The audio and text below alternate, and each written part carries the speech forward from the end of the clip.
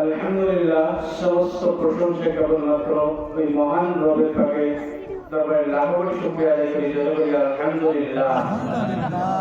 যে আল্লাহ পাক আমাদেরকে এই বরকতি মজলিসে আমাদেরকে বসার জন্য তৌফিক দান করেছেন, সেই মহান রবের পাকে দরবারে আরেকবার লাখ কোটি শুকরিয়া আদায় করি। জয় বলি আলহামদুলিল্লাহ।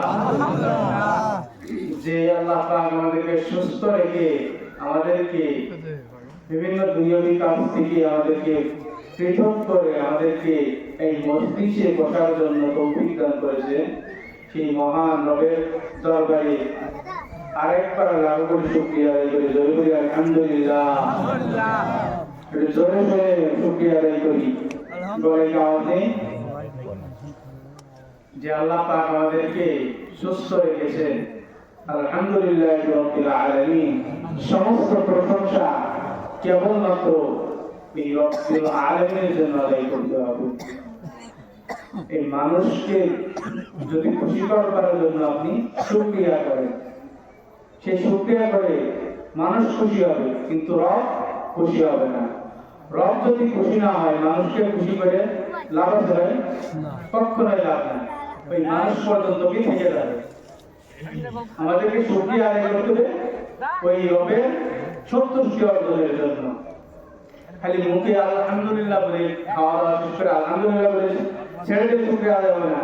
শুকরিয়া পরিপূর্ণ হবে তখনই যখন আমরা ইসলামের সমস্ত বিধিবিধান মেনে নেব, ৫ ওয়াক্ত নামাজ সময় মতো আদায় করব।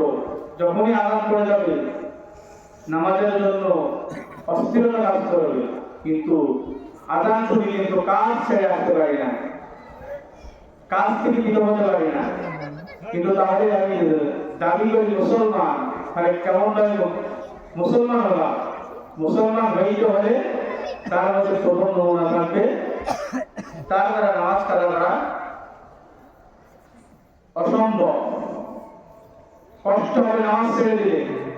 আর যদি তখনই নামাজ ছেড়ে দিচ্ছে কিচ্ছু মনে হচ্ছে না, আর কেউ যদি কোনো হুজুর যদি বলে আপনাকে নামাজের জন্য, আপনার আরো জ্বালা বেড়ে যায়, চুলকানি বেড়ে যায়। যেমন চুলকানি রোগ থাকলে বেগুন খেলেও চুলকায়, না খেলেও চুলকায়, চুলকায় না? দৌড় ফেলে বেগুন বাবা দিয়ে যদি না খায় তাও চুলকায়, দেখলেই চুলকাতে লাগে। কেমন কিছু সমাজের মানুষদের মধ্যে, কিছু মানুষের মধ্যে নামাজের কথা বলতে দেরি, নামাজ শব্দ উচ্চারণ করলে চুলকানি হয়ে যায়। তাহলে আপনি কি দাবি করেন কি হয় আপনি মুসলমান রয়েছেন? মুসলমান যদি আপনি হইতেন ভাই, আপনার দ্বারা নামাজ আর কষ্ট হয়ে যেত, নামাজের কথা বললে চুলকানি বেঁধে যেত না, সুদের বিরুদ্ধে কথা বললে আপনার চুলকানি লাগতো না, ঘুষের বিরুদ্ধে কথা বললে আপনার কষ্ট লাগতো না। ইন্নাস সালাতা তানহা আনিল ফাহশাই ওয়াল মুনকার। নিশ্চয় নামাজ সকল ফাহিশা অশ্লীল কাজ থেকে বিরত রাখে।